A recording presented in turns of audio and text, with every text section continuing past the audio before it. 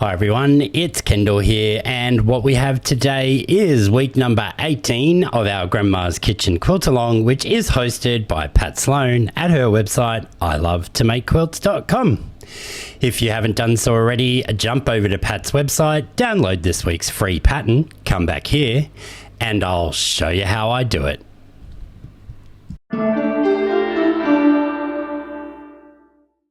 So this week I don't have everything cut out as per Pat's pattern. What I've done is taken one 2.5 inch strip of each of the medium and dark fabric from my fat quarter, and then just cut 2 extra squares of each of those. And what we're going to do is make most of our little 4-patch units as strip sets. So where we're going to begin is by sewing our strip set together, remembering that let your feed dogs feed it through the machine and don't stretch it out behind the machine. And also try and keep your hands in front of the needle, and that will alleviate the fabric pulling to the left-hand side. If you place your hands next to the needle, it has a tendency to make that fabric want to shift. Once we've got all of these sewn together, we'll press everything towards the darker of the 2 fabrics.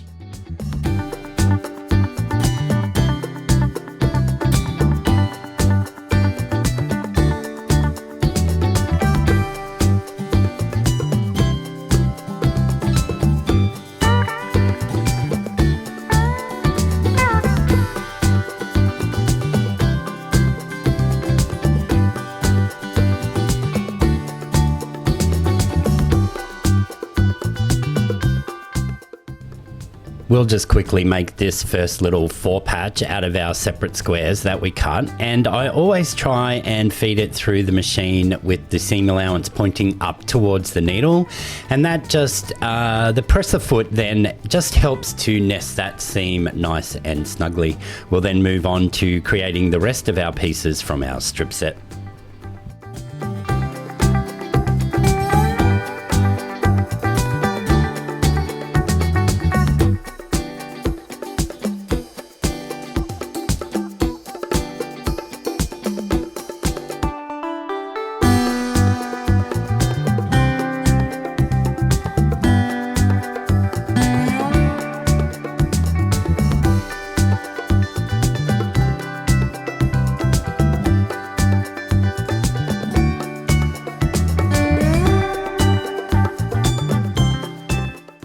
You would have seen there that before I pressed this strip set towards the darker of the 2 fabrics, I did slice it in half first, and now we're going to layer these 2 pieces together, nesting that seam in the middle, so our opposing colours will already be lined up.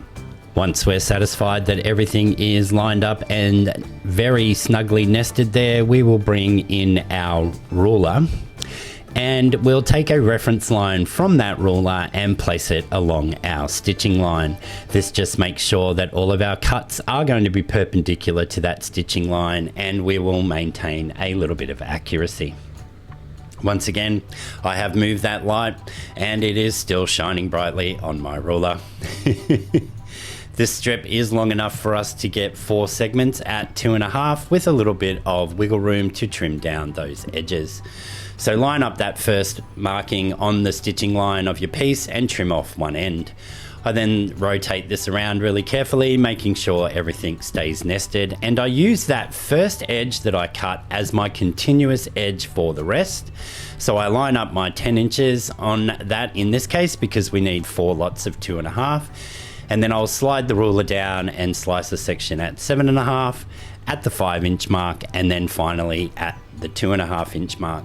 And you'll notice with the way that I have this placed on the table, I can now just take all of these sections individually over to the machine and automatically sew my 1/4 inch to complete the 4-patch units.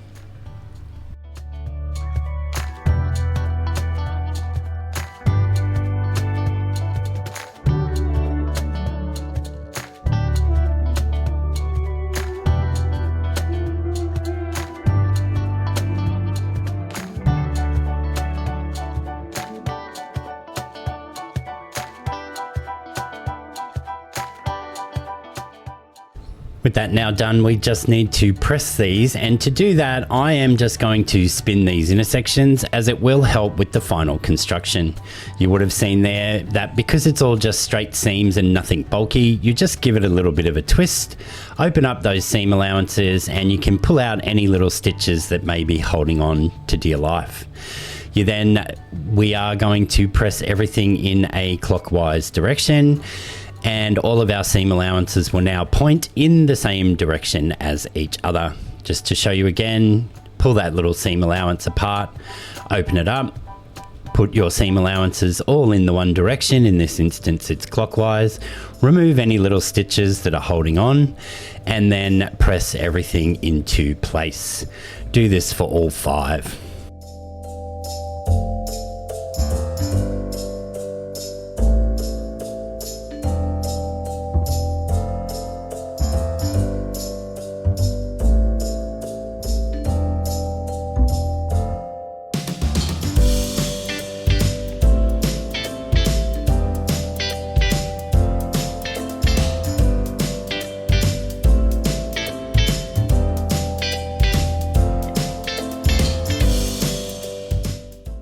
Now that we have all 5 of these units made, we are actually ready for final block construction. So we're going to lay this out. Because of how we pressed and spinning those seams, we will actually be able to get almost every single one of our intersections to nest, and that will include once we've got the top and the bottom rows, which only have one 4 patch, but most importantly along the center row here, all of our seam allowances will automatically nest.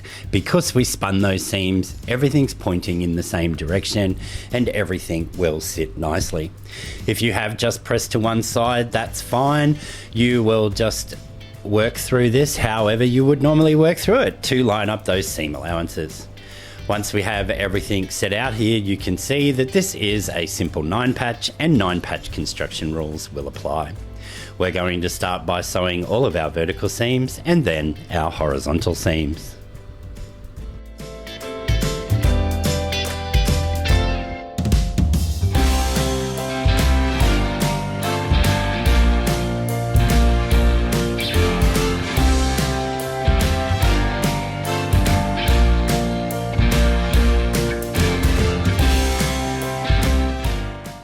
With our pressing for these ones, originally I press out towards that solid square there with my little finger press, but I do believe I changed that later, so stay tuned.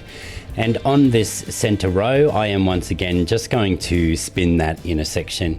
You know that I love to do that, and it is really quite simple, especially when we've got such flat seams and we're not involving the corners of half square triangles, etc.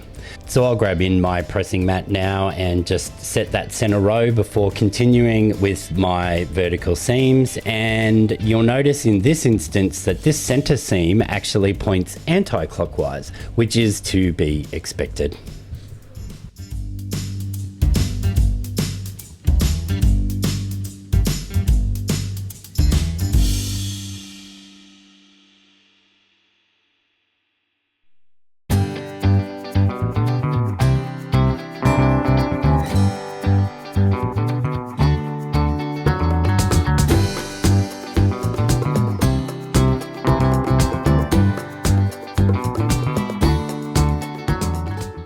So for the right hand side solid square, I am actually pressing back towards that 4 patch unit, and that will allow for our intersections to nest when we come to do that horizontal row. So press everything towards the left, and as you can see on this center row, I am just once again spinning that little intersection. Now some of you may think that that's a little bit of overkill, but it's just how I prefer to do it, and you don't need to do it the same way as I do.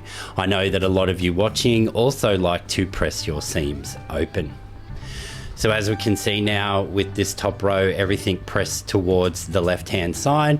Once we come to attach this to that central row, those 2 intersections on the outside will nest, as well as the center of our 4 patch unit. We'll take this to the machine and stitch our 1/4 inch, and we'll be ready for the bottom row.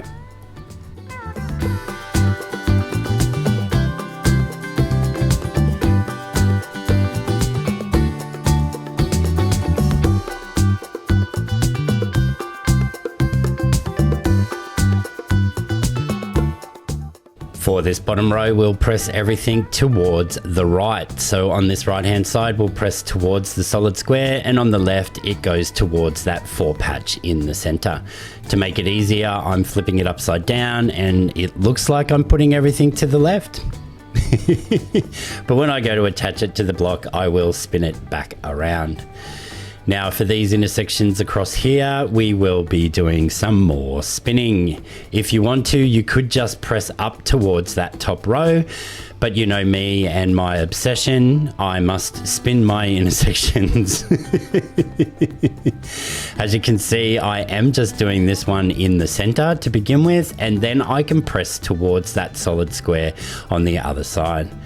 Because it was a bit tricky over here, I decided to do this left-hand intersection as well, and then once again it will just press towards that solid square. So you don't need to do all 3 of them. So just do the 2 on the left and press everything into place, and then we'll attach our final row. And that process will be repeated by only spinning 2 of those intersections.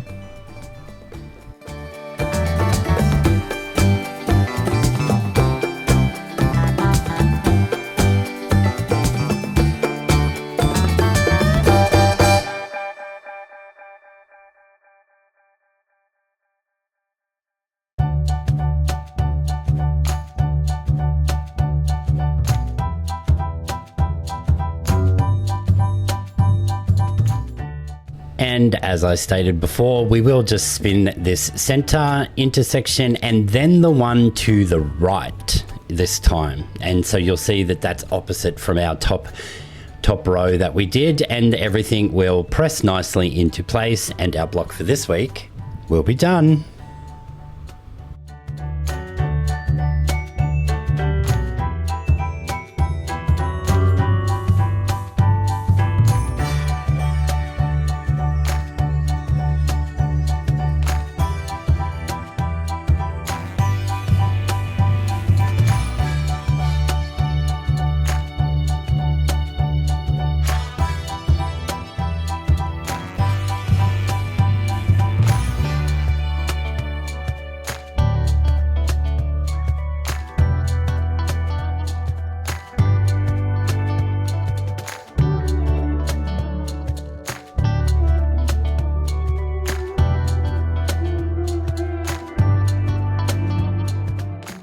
With all Block Wednesday patterns, Pat does give you a suggested layout using that week's block, and here that is with just some simple sashing and cornerstones.